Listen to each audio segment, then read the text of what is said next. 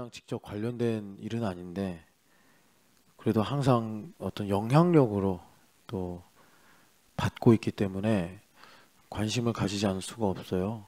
그 어제 그게 무슨 보궐선거인가? 하여튼 뭐 미국은 잘 제가 제도나 이런 게 익숙하지 않아서 그런데 그 뉴욕 그 주지사라고 해야 되나? 시장, 뉴욕 시장으로 맘딘이라는 꽤 젊은 정치인이 당선이 됐어요. 근데 이것이 뭐 뉴욕에 사는 사람들은 어떤 느낌인지 모르겠는데 뉴욕은요 그 9.11이 있었던 사건이잖아요. 근데 그 9.11이 뭐 무슬림의 지도자에 의해서 일어난 그 충격적인 사건이란 말이죠. 그런데 그 뉴욕에서 무슬림이 지도자로 당선이 된 거예요.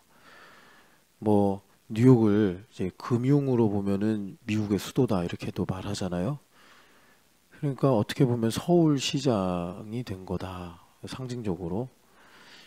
근데 그 금융 그러니까 미국의 금융 이런 거 하면 이제 그동안 자유주의 경제 뭐 이런 시장 경제 이런 걸 대표하는 나라인데 그 맘디니의 공약을 보면은 뭐 이제 포퓰리즘이죠 사실. 그 뭐 대중교통 그러니까 교통비를 다 무료로 하겠다. 그리고 뭐 집값 뭐 월세를 낮추겠다 이러는데 사실은 그게 다 이제 돈이 있어야 되는 거 아닙니까? 근데 돈이 없죠.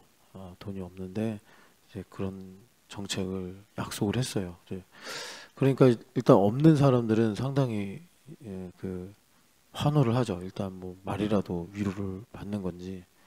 근데 이런 게 사실 뭐 미국만의 문제 아니고 우리나라에게도 꽤 이제 오랫동안 익숙해졌고 세계적으로도 참 희한한 게 그런 것과 더불어 이제 어떤 이념이나 또는 사상적으로 보면은 극단적으로 가고 있단 말이에요. 이제 그런 상황들. 그래서 참 희한한 일입니다. 그 이제 우리가 볼 때. 그런데 제가 이제 우리는 기독교인이니까 한번 더 이제 한 걸음 나가서 봐야 되는데 흉내, 모양으로만 보면은 사실 예수님하고 가까워요. 맘드니가 하는 말이나 행동들이 모양으로만 하는 말입니다. 모양으로만 보면 예수님 흉내 내는구나.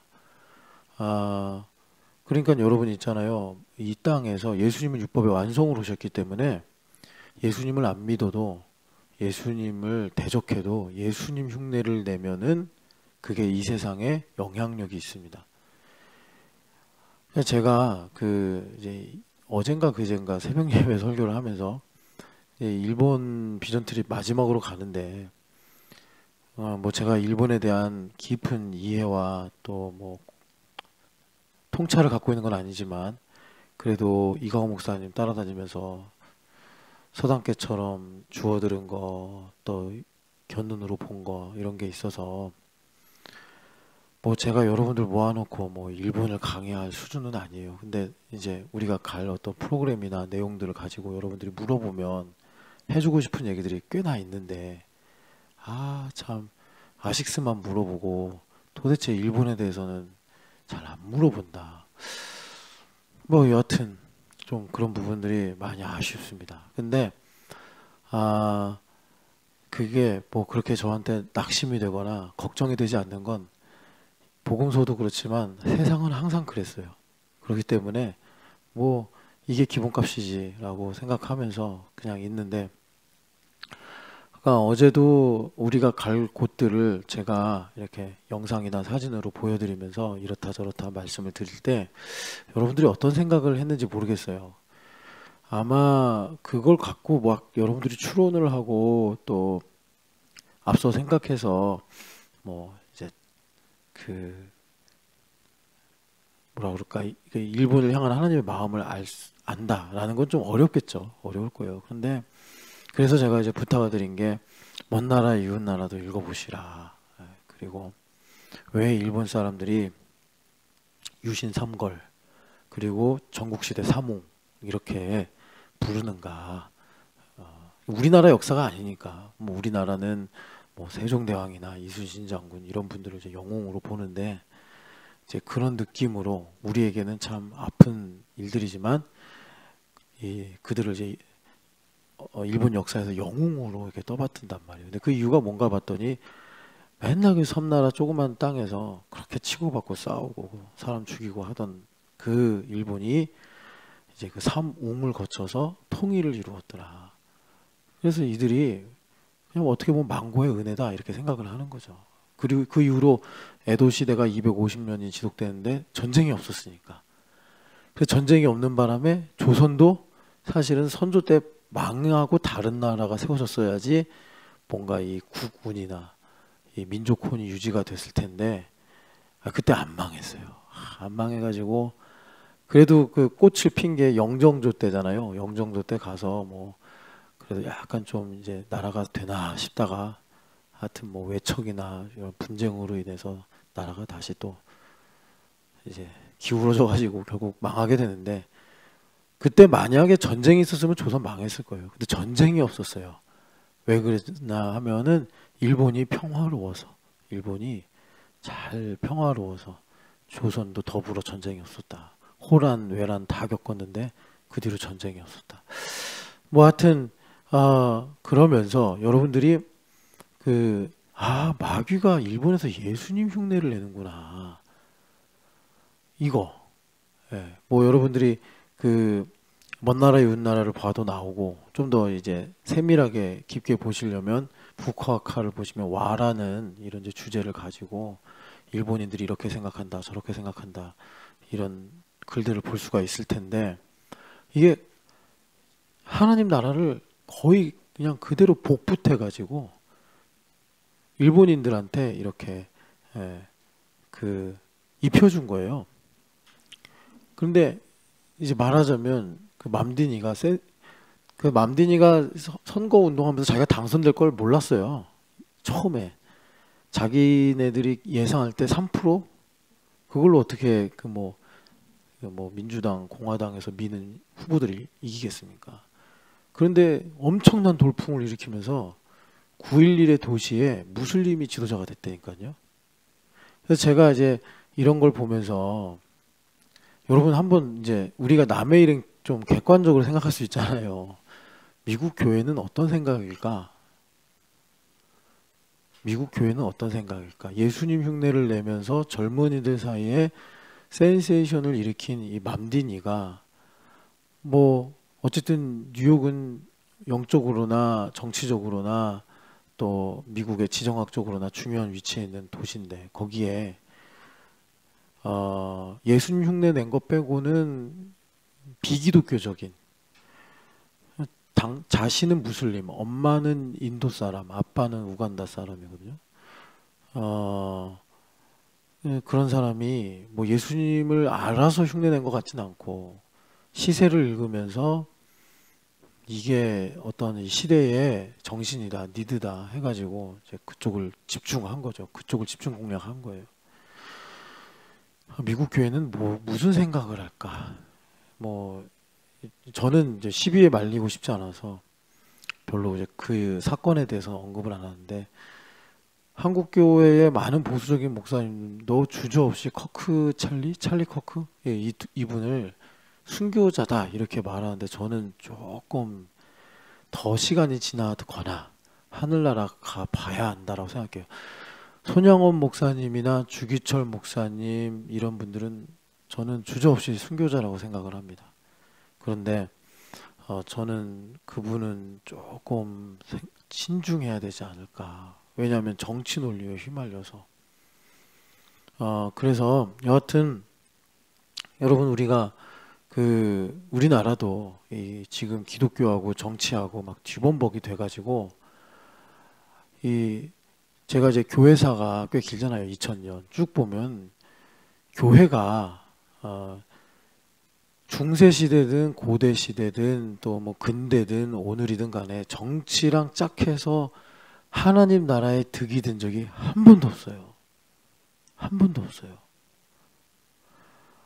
그리고 사실 맘디니가 집중 공략하는 건 원래 복음에서 나온 거예요. 예수님을 향해서 열광하고 예수님께서 천국을 침노하고 있다라고 말한 사람들은 사실은 지금 맘디니를 바라보면서 열광하는 젊은 세대이거나 가진 것이 없는 사람들이에요.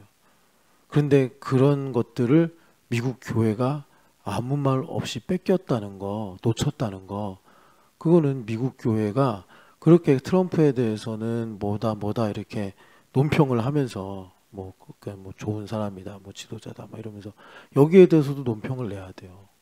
왜 우리가 사실 복음서를 보면은 소외된 사람들, 없는 사람들, 그 예수님도 오죽하면 줄인 것이 복이 있다, 애통하는 것이 복이 있다, 우는 것이 복이 있다, 이렇게 말씀하셨겠어요.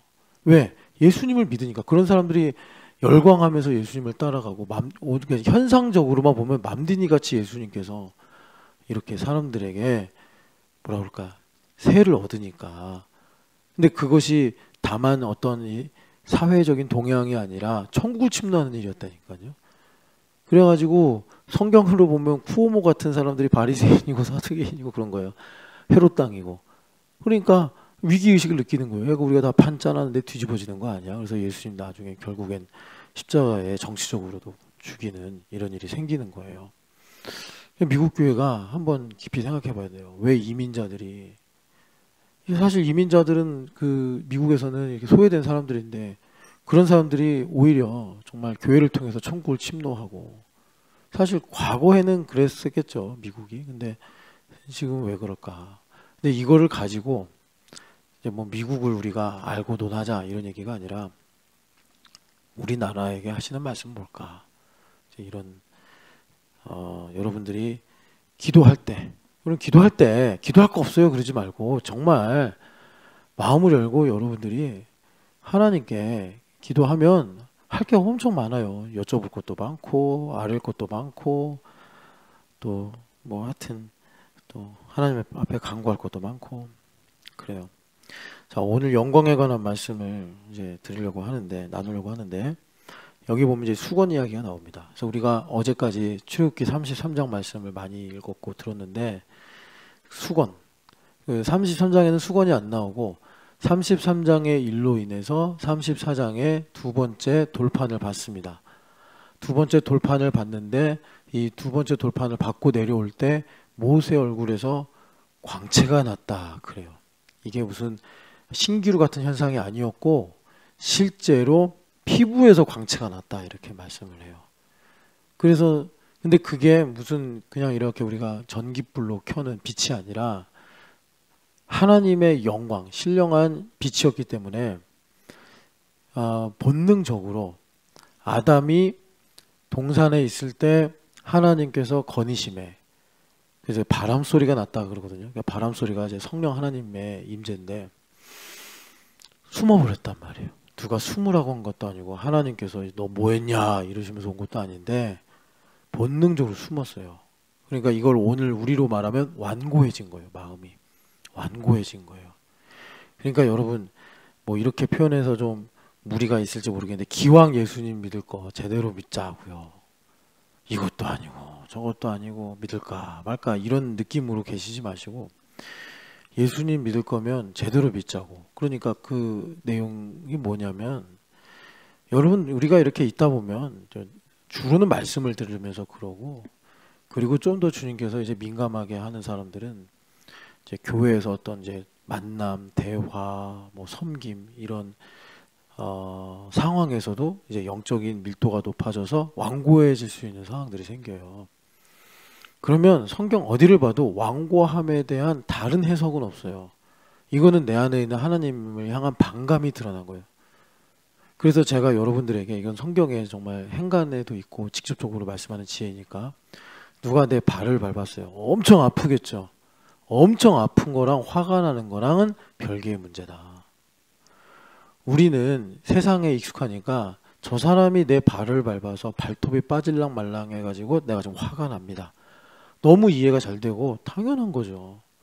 그런데 우리가 이제 예수님 앞에서 나를 성찰할 때는 발을 밟은 건 밟은 거고 화를 난 건 별개의 문제다. 화가 나는 건. 이걸 두 개로 연결하면 내 안에 계신 예수님을 믿는다라고 말할 수 있는 뭐가 없어요. 그냥 내가 주인 돼 사는 거예요. 예수님 내 안에 계시면 발이 밟힌 거는 밟힌 거고, 그래서 그 약을 바르든지 병원 가서 고치든지 하면 되는 거고, 화가 나는 건 예수님께 가져가야 된다. 예수님 만약에 그게 아니면 예수님 못 박히실 때 저주하시고 하늘에서 불을 내리시고 그러셨어야 돼. 예수님 채찍에 맞으실 때 뭐 그러니까 어린 양같이 맞으시지 말고 저항을 하시든지 했어야 돼.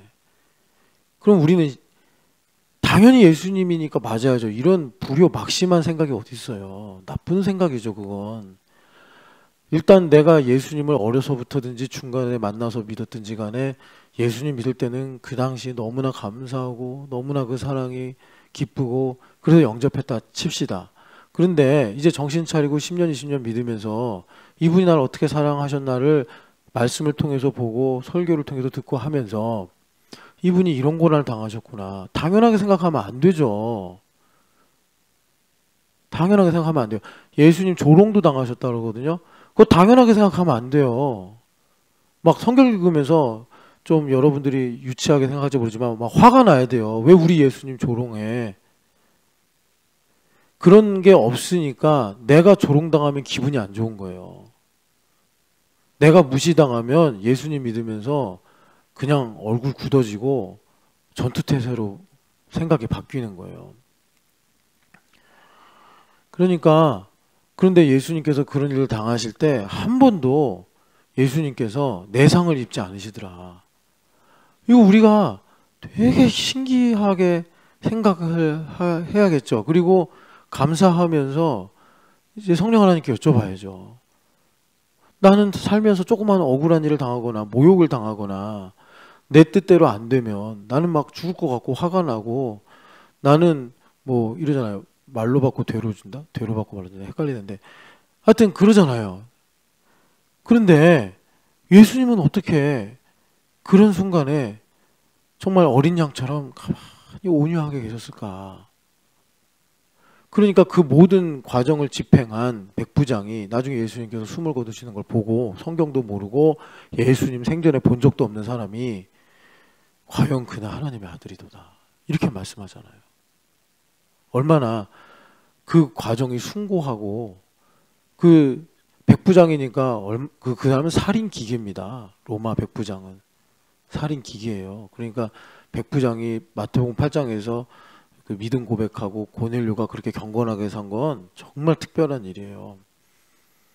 그런데 그런 사람이 식민지 지배를 당하는 뭐 끌려온 거 보니까 죄인이라고 하고 뭐 자기 민족에게도 버림받아가지고 짓밟히는 그 청년을 보면서 그 사람이 이거는 많은 죽음을 보고 자기도 실제로 죽여본 사람이 이거는 다른 죽음이다.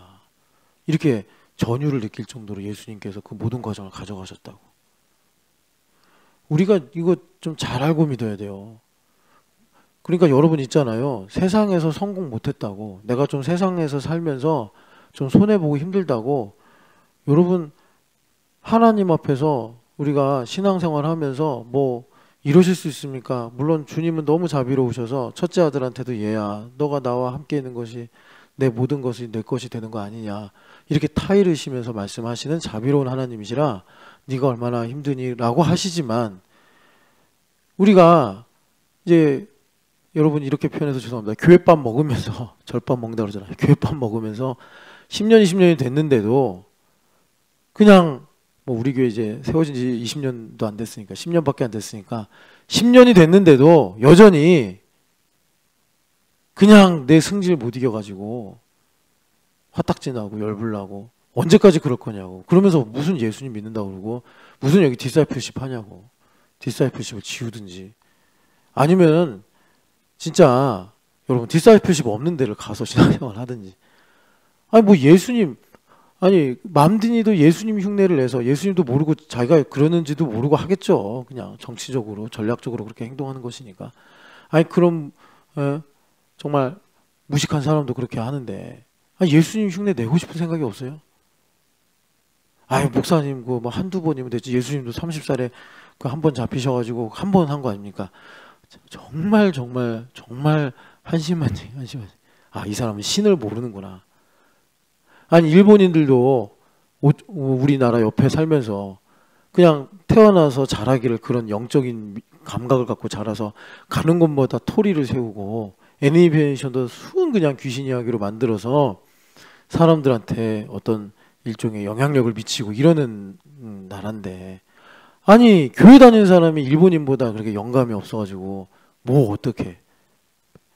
그러니까 여러분 다시 한번 말씀드리지만 그 이제 우리가 이번에 일본에 가면서 하나님께서 나에게 뭐라고 말씀하세요? 제발 좀 제가 이제 아식스 사러 가세요 뭐 이런 말 하기 전까지 목사님 언제 아식스 사러 가야 됩니까? 이런 말은 안 하기로. 그냥 제가 까먹고 그냥 그 공항에서 비행기를 타도 다음에 하나님 사주시겠지 하고 그냥 오시기로 하세요. 딴 그 복되고 그 정말 금보다 은보다 귀한 시간, 아니 그 시간에 그냥 내가 좀 더 시간이 있으면은 그 일본에서 뭐 좀 더 성경을 읽든지 뭐 아니면 국화카를 기우스미 저건 벤치에 앉아서 좀 읽든지 그런 좀 이상을 가져야지. 시부야에 아식스 매장 가서 사야겠다. 근데 이렇게 말해도 이제 또 시부야에 가서 여러분 뭐 필요하시면 사세요 이렇겠지만, 여러분 여하튼간에 어떤 뜻인지는 아시리라고 생각하고, 이제 영광에 관한 말씀입니다. 그래서 여기 보면은 유대인들이 마음이 완고해진다 이 말 하다 그렇게 갔는데, 여기 보면은 구약을 읽을 때 수건이 덮여 있다. 그러니까 이 말씀은 이제 비유죠. 뭐의 비유냐면 모세 선생님의 얼굴에서 나던 영광을 이제 보니까 두려운 거예요. 마치 시내산에서 하나님께서 임재하셨을 때 이스라엘 백성들이 죽음의 공포, 정말 누가 자기를 죽이려고 하는 것 같은 두려움을 느껴서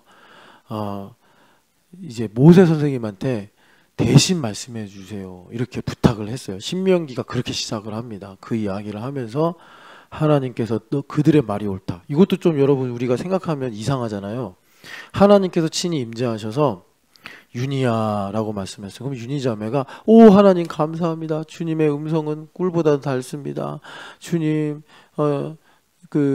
주님 매일 나에게 이렇게 말씀해 주세요. 그래야 되잖아요. 그게 정상이잖아요. 그런데 유니야 그랬더니 유니 집사님이 주님만 나타나시면 저는 제 죄가 드러나고 나의 어둠이 드러나고 저는 도저히 그 정죄와 두려움을 감당할 수가 없어서 주님 저에게 간접적으로 말씀해 주세요.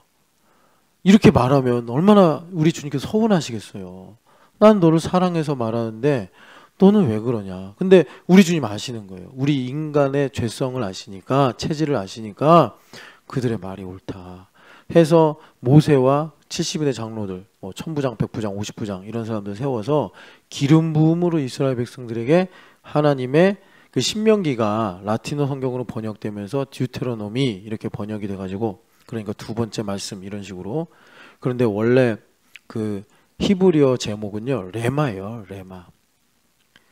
그는 교회 레마가 뭐예요? 물론 내 마음에 하시는 말씀도 있지만 그거는 우리 교회됨 40일 정리하면서 우리가 내내 확인하는 바죠. 그것은 네 번째고, 제일 먼저가 강단을 통해서 주시는 말씀.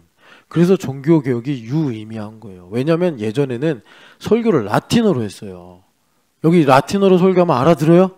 저도 라틴어 할 줄도 모르고 여러분들도 라틴어로 설교하면, 그때는 라틴어가 그 거룩한 언어였기 때문에 라틴어로 설교해. 그럼 누가 알아들어? 나도 하면서 모르겠다. 나도 이렇게 한글로 라틴어 적어놓고 설교를 해. 그러면 나도 모르고 여러분들도 몰라. 그렇게 1000년을 교회가 유지됐다니까요. 여러분 참 희한하지 않아요? 그러니까 듣는 사람들도 뭐 한글로 설교도 맨날 조는데 여러분들 라틴어 설교하면 다 졸지. 다 이렇게 쭉 그렇습니다. 그러니까 종교개혁자들이 말씀으로 돌아가자. 레마가 살아난 거예요. 그전에는요 스테인글라도 꾸미고 교회 막 엄청 꾸미고. 예전에 제가 이강호 목사님이랑 작년에 그 베를린에 갔잖아요. 베를린에 갔을 때 루터가 목회하던 교회를 갔어요. 베를린 돔이라고 있어요. 루터만 해도 이 캐톨릭의 권세가 한풀 꺾인 거잖아요. 그런데도 이야 어떻게 저렇게 어마어마한 교회를 지었을까. 그러니까 역사를 보면은 그 종교개혁 때 인본주의가 깨어나면서 교권도 무너지고 또 뭐 사람들이 세속화되고 하는 이런 많은 일들이 있으면서 상당히 그 교회 권세나 이런 것들이 침식당했음에도 불구하고 루터 목사님이 목회했던 베를린 도매 가면, 그러니까 그게 아마 루터 목사님이 직접 목회하신 것 같지는 않고 기념을 해서 세운 건가, 하여튼 루터 교회에서 세운 거예요. 지금도 설교를 해요. 거기서 관광객들이 예배 시간에 가면 어마어마하게 커요. 근데 아마 제가 이제 뭐 쾰른이나 저기 뭐 스페인에는 안 가봐서 모르겠는데 거기엔 더 큰 성당들이 있다고 하더라고. 그러니까 그런 교회에 이제 보이는 사이즈, 뭐 스테인글라드, 그리고 이제 뭐 동상들, 뭐 이렇게 성자들의 동상들 있죠. 그런 것들. 그리고 이제 대표적인 게 예식. 그 성직자가 집행하는 그런 집례하는 예식들, 칠성례 이런 것들. 그런 것들을 통해서 간접적으로 이분들이 말씀을 들은 거예요. 그런데 이게 이제 호도되니까, 엉뚱한 데로 가니까, 면죄부 이런 데로 가니까 종교개혁자들이 본질을 붙잡고 말씀으로 돌아가자 해서 지금 우리가 여기서 이렇게 개신교도 프로테스탄트로 예배를 하고 있는 거예요. 그러니까 제가 뭘 말씀드린 거예요. 레마의 1번은 강단에서 전해지는 복음이다, 말씀이다. 두 번째는 이제 공동체에서 리더들이 전하는 말씀, 뭐 또 우리 교우들과 함께 듣는 말씀. 그리고 세 번째는, 그러니까 리더인데 공동체 모임을 잘 안 해. 그러면 하루에 우리 아이들 밥 한 끼만 주는 엄마야. 아침만 차려주고 저녁 점심은 굶어라, 이런 엄마예요. 리더들. 공동체 모임 자주 해야지. 일주일에 한 번 해야지. 그리고 이제 가정 예배하고 그 다음에 내가 개인적으로 경건 생활하면서. 근데 요즘 세상에는 제가 지금 말씀드린 1, 2, 3번은 뭐 그냥 뗐다 붙였다 옵션처럼 그냥 이렇게 돼버리고, 혼자서 뭐 경건 생활 해가지고 필 받고 뭐 느낌 받고 뭐 또 깨닫고 뭐 이런 걸로 이제 하나님 음성 들으려고만 해요. 그러면서 그거 갖고서 하나님과 인격적 관계를 난 갖고 있다. 밖에 나가면 대부분 교회들 성도들이 그래요. 대부분의 성도들이. 제가 뭐 다른 교회 성도들 비난하려고 하는 말이 아니라, 예수님과 인격적 관계는요, 주와 종 외에 없어요. 주와 종인데 이 종이 너무 충성스러우니까 자비로운 주인께서 너는 내 벗해라, 그래서 친구가 나오는 거예요. 내가 뭐 주와 종도 없는데 그냥 내가 뭐 좀 믿음 열심히 생활하고 뭐 좀 내가 은사 받아서 친구가 되는 거 아니에요. 예수님 혹시라도 너는 내 친구다라고 하면 그냥 주인이 왜 그러세요 하고 납작 바닥에 엎드려야 돼. 우리는 그런가요? 이렇게 하면 안 돼요. 어딜 예수님하고 나하고 친구하려고 그래. 그냥 그런 말씀하시면 눈물 뚝뚝 흘리면서 저 같은 인간을 친구로 여겨주신다니 너무나 주님, 그냥 저한테 아무것도 안 주셔도 저는 이제 충분합니다, 이렇게 가야지. 내가 주님의 친구인데 말이야, 막 이러면서 또 옆에 있는 친구들, 그 이제 진짜 내 친구들이죠. 그들을 막 부리고 막 이러려고 하고 그러면 안 된단 말이에요. 그래서 지금 이제 제가 이 수건 이야기 하다가 이렇게 됐는데, 우리 안에 이런 이제 완고해지는, 그러니까 죄성이 있어요. 이거는 여러분 어쩔 수 없는 게, 우리가 그 레마 얘기하다가 그러니까 우리가 육체를 벗기 전까지는 그 죄성은 뭐 어느 정도 크고 작은 차이가 있겠지만 기본값처럼 있어요. 그래서 예수님께서 정답으로 주신 말씀이 깨어 있어라 이거예요. 깨어 있어라. 내가 한때 막 정말 주님 위에 성령 충만하고 막 나는 듯이 신앙생활을 했어요. 오늘 일용할 양식처럼 일용할 믿음이 없으면 그거 다 옛날 얘기예요. 옛날 얘기예요. 그러니까 오늘 나에게 주시는 일용할 믿음을 내가 받아야 돼. 이거 얼마나 좋은 복음이야. 허윤실 자매 어제 막 열받고 속상해. 근데 오늘 주시는 믿음. 어제 믿음으로 살려고 그러면 허윤실 자매 또 화나죠. 막 또 속상하고 막 가슴이 터질 것 같아요, 목사님. 근데 오늘 믿음, 새 믿음 얼마나 좋아. 그래가지고 뭐라 그래요? 4장 10절에 이거 사실 오늘 말씀과 연결되는 건데, 허윤실의 겉사람은 낡아져요. 이거 당연한 거예요. 뭐 낡아지는 거 같고 뭐 우리가 억울할 필요가 없어요. 근데 허윤실의 속사람은 오늘의 믿음을 갖고 새로워지는 거예요. 그러면 허윤실 집사님이 새로워지면 어떻게 돼요? 신영기 집사님도 새 남편이 돼.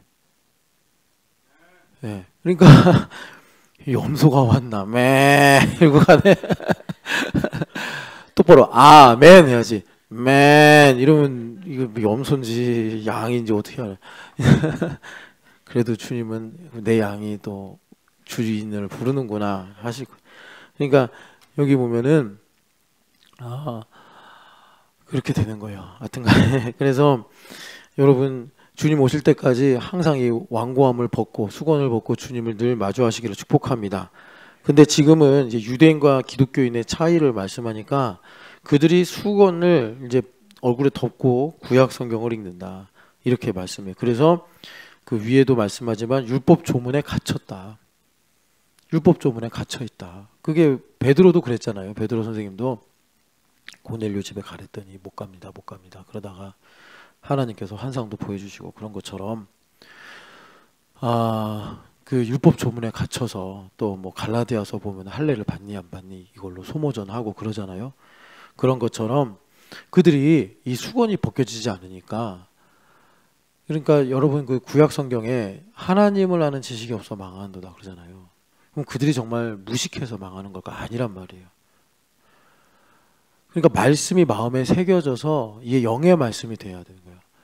우리 여기 성원이가 있는데 성원이가 윤실자매를 엄마, 아빠를 신현기 집사님을 아빠라고 부르죠. 근데 얘가 이제 지금은 사실 서운하실지 모르지만 부모님은 생존을 위해서 그렇게 부르는 거예요. 생존을 위해서.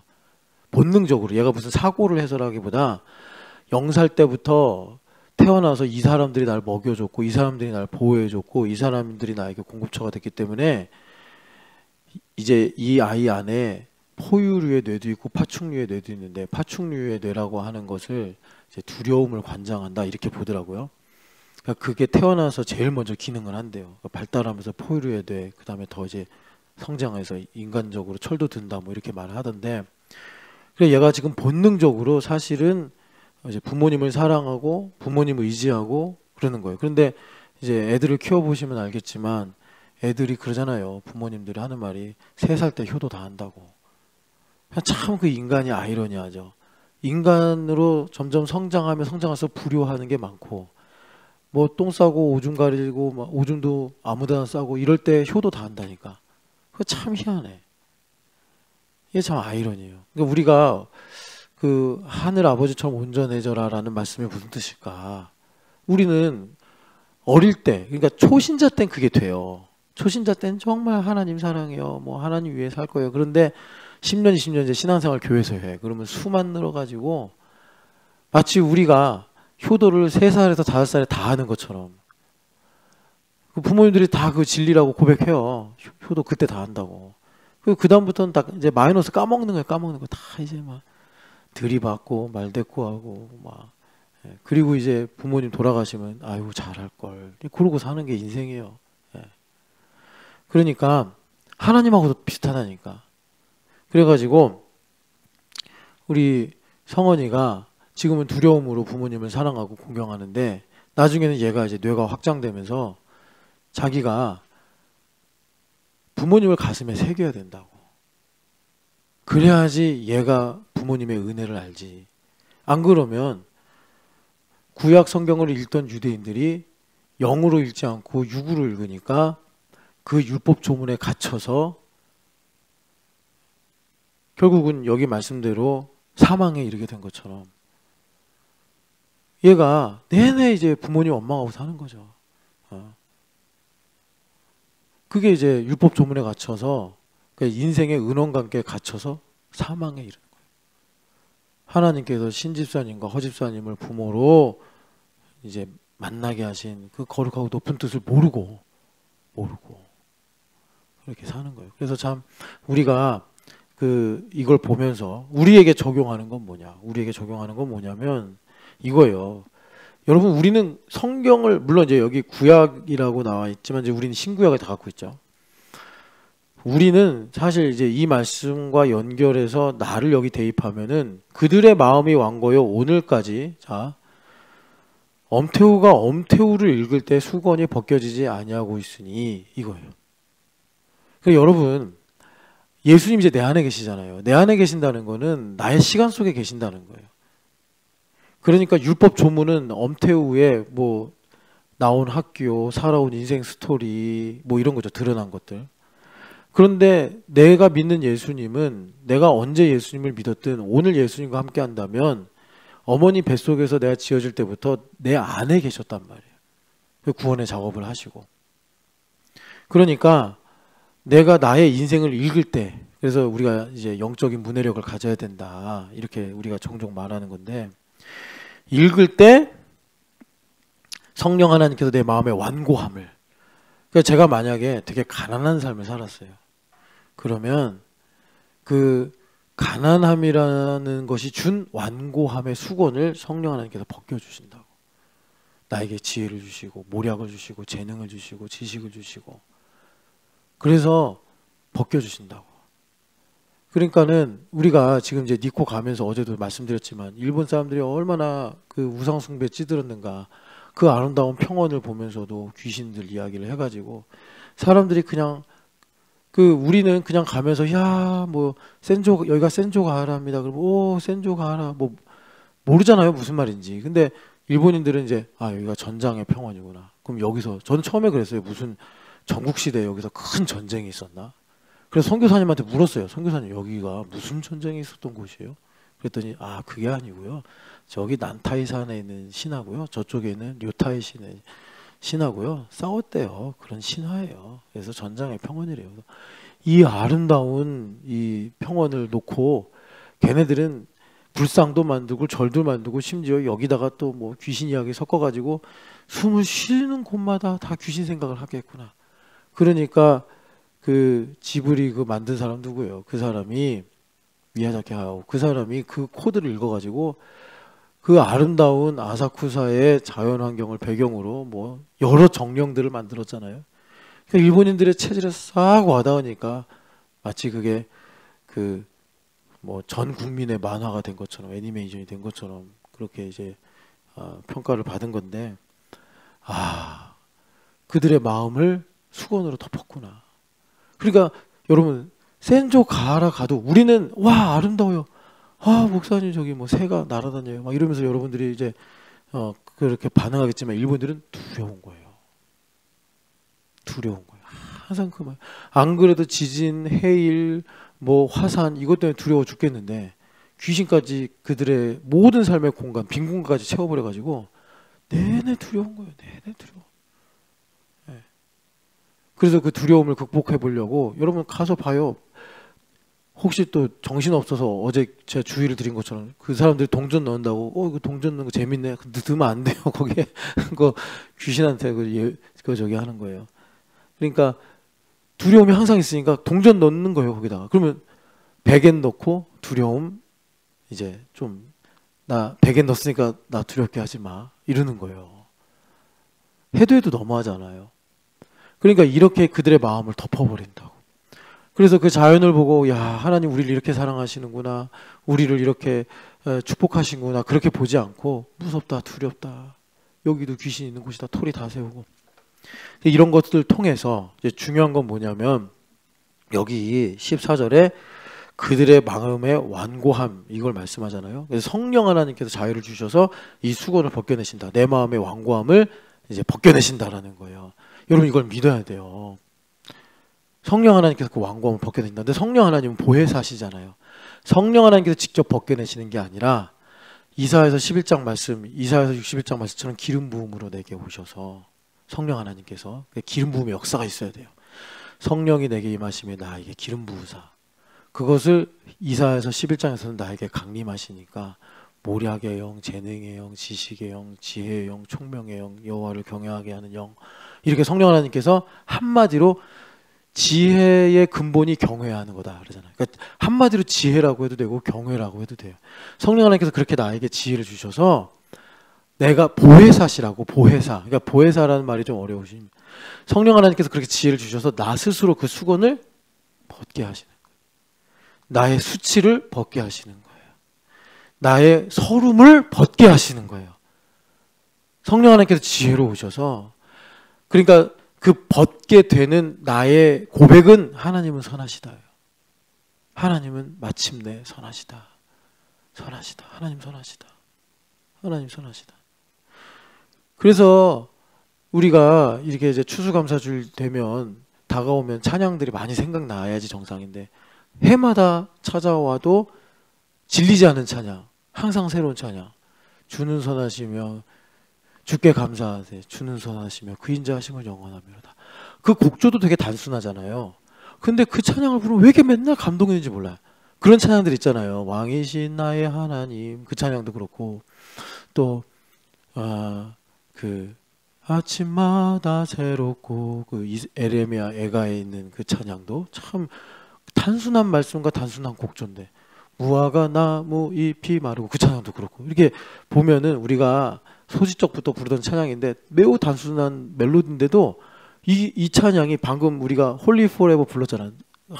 젊은이들 따라가려고 부르는데 이제는 못 따라가겠어요. 그래서 벵가드에서 목사님 혼자 부르지 마세요 그러더라고요. 내가 그런가.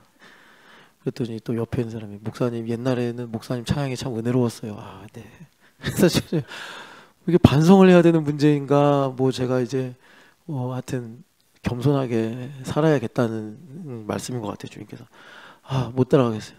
못 따라가겠어요. 근데 그런 거 무화과 나 너무 좋잖아요. 근데 그게 그 감동이 여러분 그죠? 근데 주께 감사하세. 이 멜로디 너무 단순하지만 참 눈을 감고 혼자 혹시 여러분 집에 계실 때나 골방에 계실 때 회막에 있을 때 10번 불러도 질리질 않아.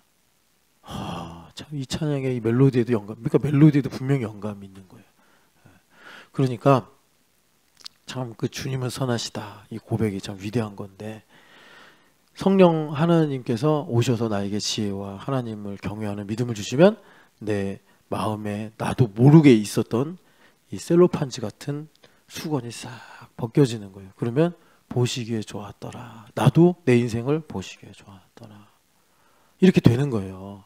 근데 왜 보기에 좋으냐면 여러분 이걸 아셔야 돼요. 예수님을 보니까 보시기에 좋고 나도 좋은 거예요. 예수님을 보니까.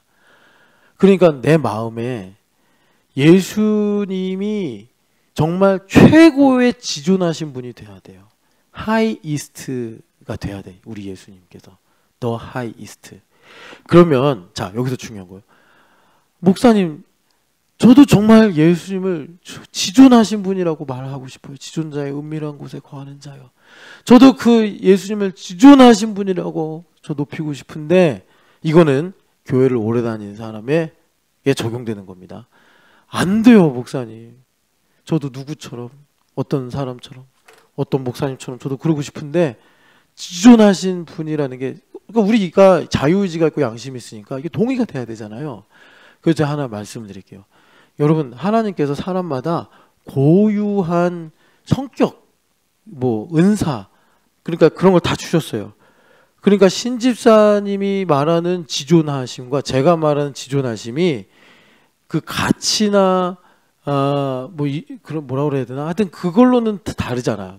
뭐 이제 예수님이 지존하시다라는 고백은 틀리지 않는데 뭐가 다르냐면 신집사님은 아마 이런 걸 거예요.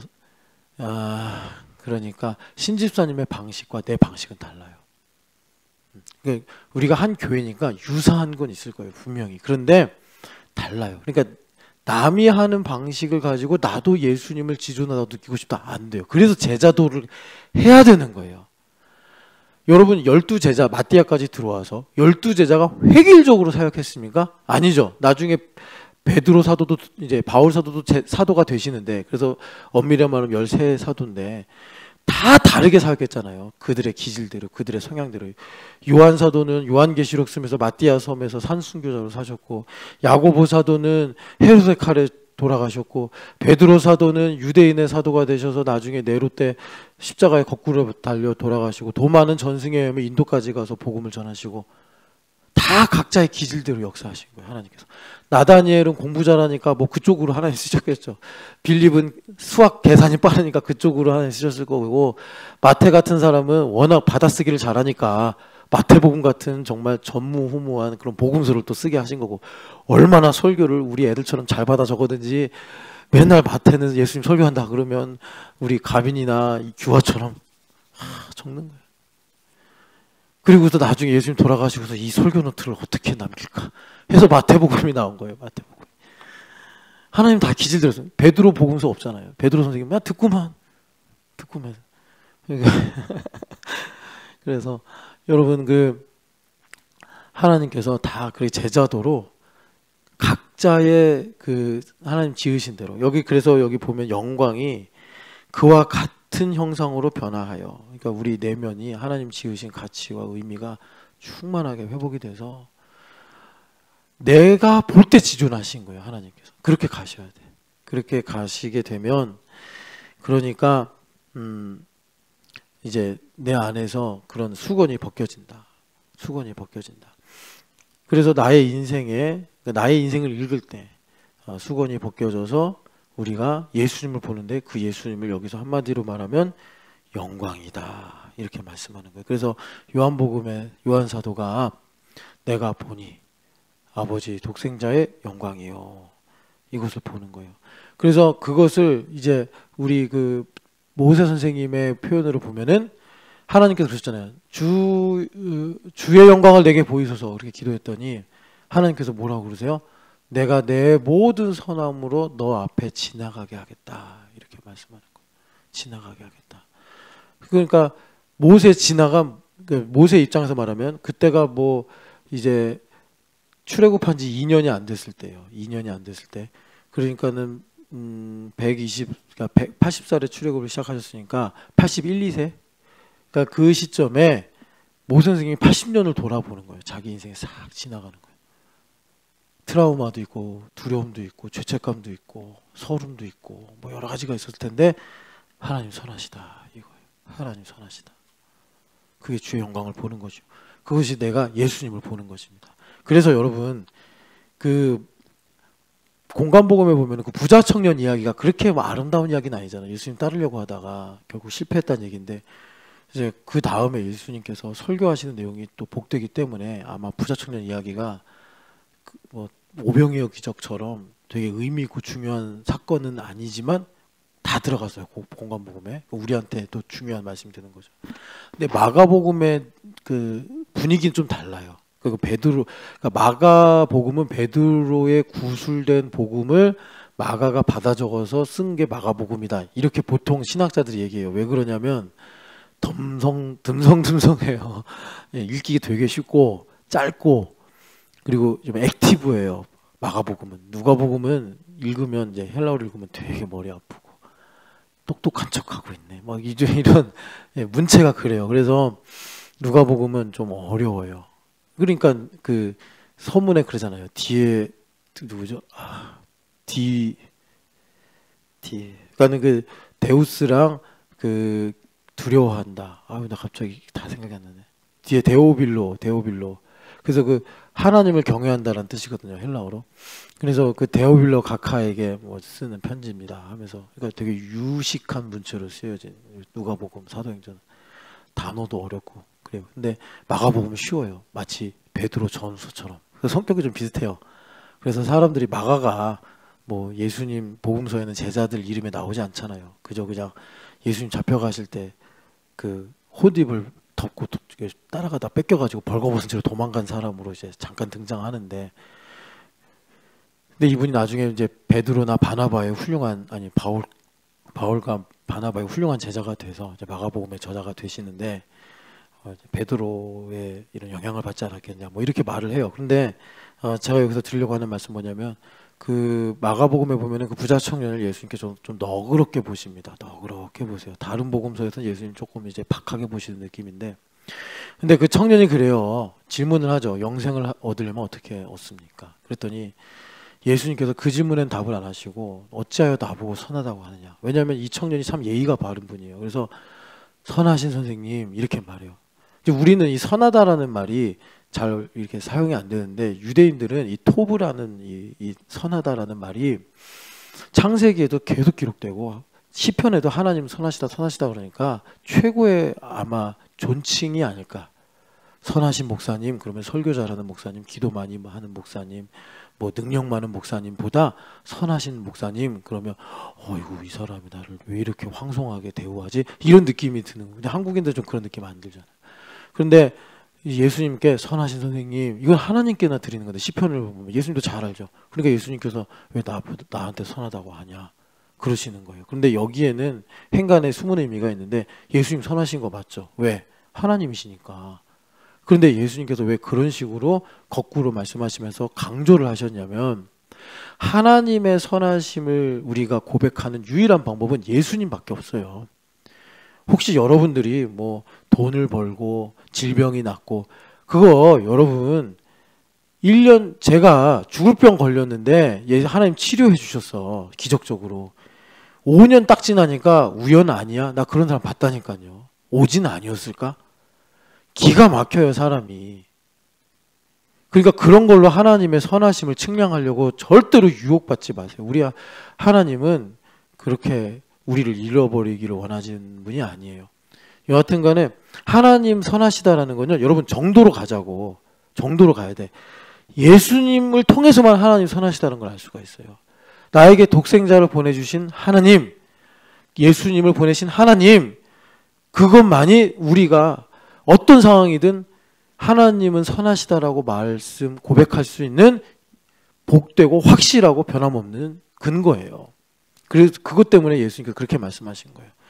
그래서 그 부자 청년에게 어떻게 하면 그럼 우리가 예수님을 따르느냐, 예수님께서 말씀하신 것이 너의 가진 것을 다 가난한 자들에게 나눠주고 너는 와서 나를 따르라, 이렇게 말씀하셨거든요.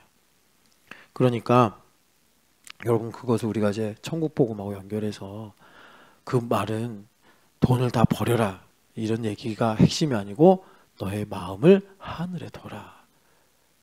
너의 마음을 하늘에 둬라. 이것이 예수님을 따르기 위한 유일한 조건이에요.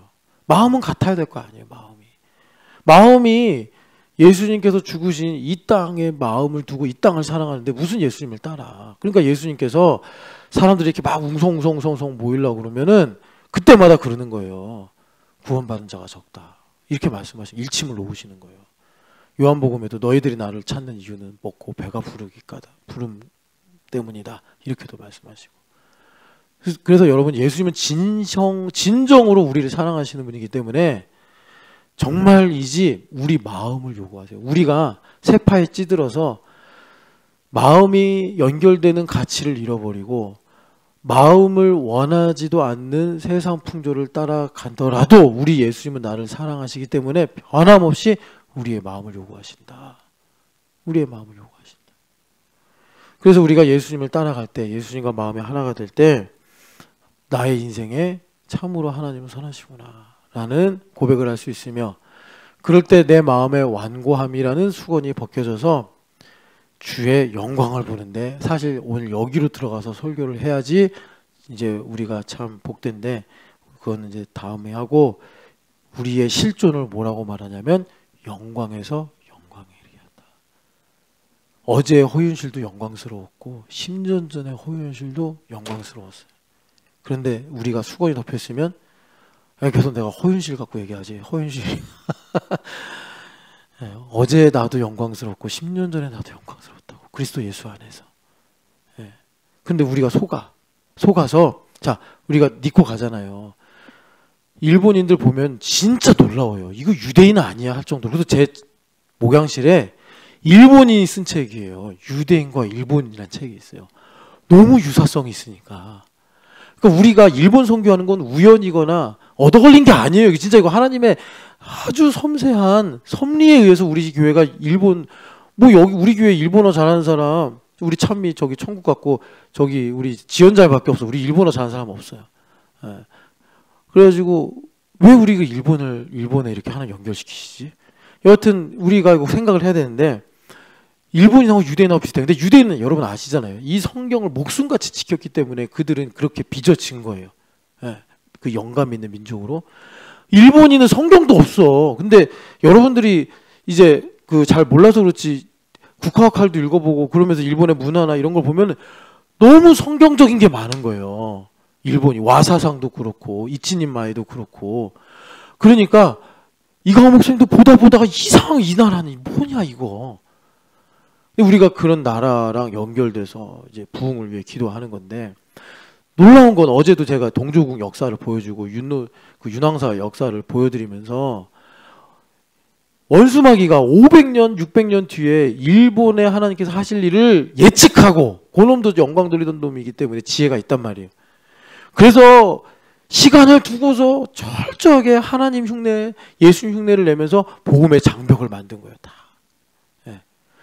그래서 우리가 남을 대접하고 싶은, 남에게 대접을 받고 싶은 대로 너도 남을 대접하라. 남을 대접하면은 이제 하나님께서 나의 마음을 헤아리신다니까. 우리가 일본인들을 보면서 이게 이제 하나의 조각을 말씀드리면 일본을 하나님 이렇게 사랑하시고 일본을 통해서 이렇게 일을 하시겠구나 라는 걸 깨달으면서 근데 원수마귀가 이렇게 일본인들이 예수님을 믿지 못하게 예수님과 유사한 광명한 천사 같은 그 위장한 그런 위장된 걸로 이들을 이렇게 딱 묶고 있구나.